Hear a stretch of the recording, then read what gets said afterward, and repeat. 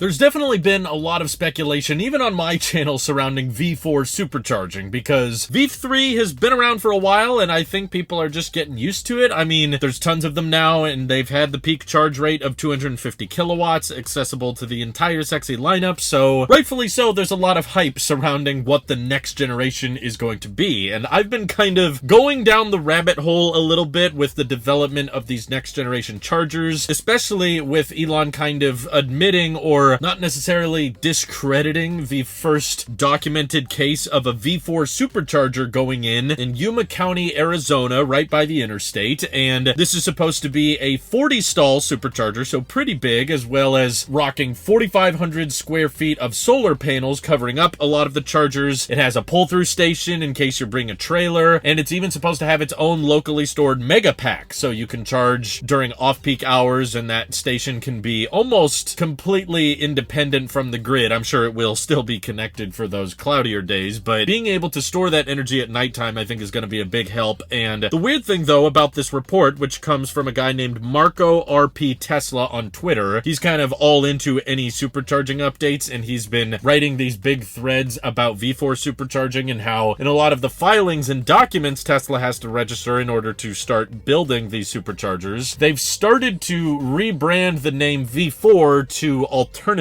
And based on a lot of what he's seeing and how the superchargers are laid out, these alt superchargers, as they're referred to in the documents, are likely being optimized for not just Teslas, but also charging non-Tesla EVs with the CCS connector. And as far as we can tell, they're doing that with a single cable. So I'm predicting that means that this new supercharger coming to Arizona might be the first that has the Magic Dock. The Magic Dock, in case you weren't aware, is this adapter Tesla has come up with so that when you sign up for supercharging via your non-Tesla and you go up to the charger and say you want to charge, you'll basically pull out the same cable that a Tesla would, but if you're not a Tesla, it will automatically know that and pull out a plug that has CCS at the end of it, and that way you can plug into your Rivian, Porsche Taycan, ID4, Ioniq 5, whatever it is, via CCS, whereas if you're coming up to the charger and you're not charging a CCS vehicle, then you'll pull the cable and it will just already have the Tesla connector at the end. It will leave the CCS adapter attached to the supercharger. So the fact that they've rebranded, at least in the documentation, to alt charging stalls makes me wonder if maybe this is not exactly the V4 that we're all hoping for, because Elon on numerous occasions, even years ago, was talking about how Tesla is experimenting with faster charging. They want to get up to 300 kilowatts, eventually 350 kilowatts, which Electrify America is technically already doing, even though very, very few EVs have actually taken advantage of that charge speed. But my personal guess is what's preventing Tesla from rolling out faster supercharging is not necessarily the charging stalls themselves. It's just important to keep in mind that very few EVs can actually handle charging at over 300 kilowatts anyway, and because Teslas are more efficient, you know, the vast majority of Teslas on the road are rocking anywhere between 60 to 80 kilowatt hour battery packs. Trying to pump 350 kilowatts into cars that only have on average 70 or 80 kilowatt hours is just a little bit dangerous and a bit unnecessary in my opinion, and that's likely what's slowing the rollout. Is just Tesla probably doesn't really have any vehicles that are really equipped or ready to handle charge speeds that fast. If anything, maybe the Model S and X could handle it because they have 100 kilowatt hour battery packs, but they probably still need some improved thermals, some improved efficiency and cooling systems that could handle those extended speeds. But that ties into some of the points that Marco has brought up here. Based on the documentation he's found surrounding this new Arizona alt charger that many were referring to as a V4 supercharger, Elon replied to it saying that, you know, solar canopy and mega pack is the future of charging stations. He's saying all of these are rated to max out at 250 kilowatts, which obviously would be a bit of a bummer if the first V4 supercharger still only maxed out at 250 kilowatts. Now, that doesn't mean that it couldn't maybe be updated in the future, whether it's a software update or maybe it just needs some switches to be flipped to enable faster charging. But I personally, after experiencing a road trip in my own Tesla, am starting to feel more so like I don't think the future of all EV charging is going to be 300 kilowatts plus. I think people are starting to get a bit too obsessed with the numbers and how high a number you can get in front of that kilowatt symbol, when in reality, I think the vast majority of EVs are going to be iron phosphate based, and that means not necessarily having having a 400, 500 mile range EV. As charging networks improve, as home charging and even like level 2 city charging starts to become the norm, people either charging at their apartment buildings or people charging at their workplaces, as that expands, the need to have range that high, I think, is going to diminish. And ultimately what I'm trying to say is, as vehicles become more efficient and use lighter weight designs or more aerodynamic designs, I think essentially we're not going to have all EVs in the future with 100 kilowatt hour battery packs. I think Teslas like this Model 3 or like the Model Y are the future, especially once they start getting more iron-based cathodes. And what I'm trying to say is, I think those vehicles are not going to necessarily need anything much faster than 250 kilowatts because the battery pack is just not that big in the first place. You know, if you think about it, like, for example, the car I'm in right now has a 62 kilowatt hour battery pack, and a vehicle that's less efficient and probably a lot less popular, like a Rivian R1T, that has a 130 kilowatt hour battery pack. So more than twice as much energy stored in their battery than this car, which essentially means that when I'm charging at 150 kilowatts, I'm getting as many miles of range as a Rivian would get if it were charging at 300 kilowatts, which, by the way, the Rivian does not support. So because I have a more efficient vehicle that doesn't need as much energy to go as far, that means that I can charge at a lower peak speed and still get as many miles back into the car as the Rivian can. So I think as that starts to become more of the mainstream, more and more EV companies start building, you know, 260 to 270 mile range EVs that are iron based, the need for having 300 kilowatts or 350 kilowatts I don't think is going to be as common as many people are assuming it's going to be, especially if you've been to a V3 supercharging session and you realize that sure, it hits 250 kilowatts, but it tapers back and doesn't maintain that speed for very long. It's probably because the vehicle only has like a 80 kilowatt hour battery pack. So there's really not much of a point in sustaining that speed for that long, whereas you'll probably see those higher speeds sustained with larger vehicles that have 100 kilowatt hour plus battery packs. I'm just not of the belief that that's what most EVs are going to be like in the future. So sure, I'm convinced Tesla is working on faster chargers and they likely want to eventually get those out, especially with vehicles like the Cybertruck, which are going to have the largest battery pack of any Tesla on the road, with the exception of the Semi, which is going to be using mega chargers. That's like its own thing. But the Cybertruck is going to be using everyday, you know, consumer accessible superchargers, and making sure that a vehicle that large that consumes as much energy as that truck does has to have those higher peak speeds to just dump power into the battery pack as quickly as possible. But based on what I'm reading and what I'm seeing, I'm fairly convinced that before we see necessarily V4 superchargers, we're going to see this updated design similar to the mega chargers that we've seen at the Tesla Frito-Lay facility. It's going to look different and it'll feel different to have superchargers that have the stalls laid out in a way so that the cable is longer and more accessible to non-Teslas, which is something that Marco has pointed out in his tweets as well. And it's going to have the Magic Dock so that you can bring your CCS vehicles to the supercharger and charge there. I do still think it's probably going to cap out at 250 kilowatts, which is not necessarily an exciting metric because we've all seen 250 before, but I do think that will be plenty for the vast majority of EVs. And I think there's rarely going to be any electric vehicle on the market that charges there that's actually going to take advantage of 350 kilowatts, even if they supported that, which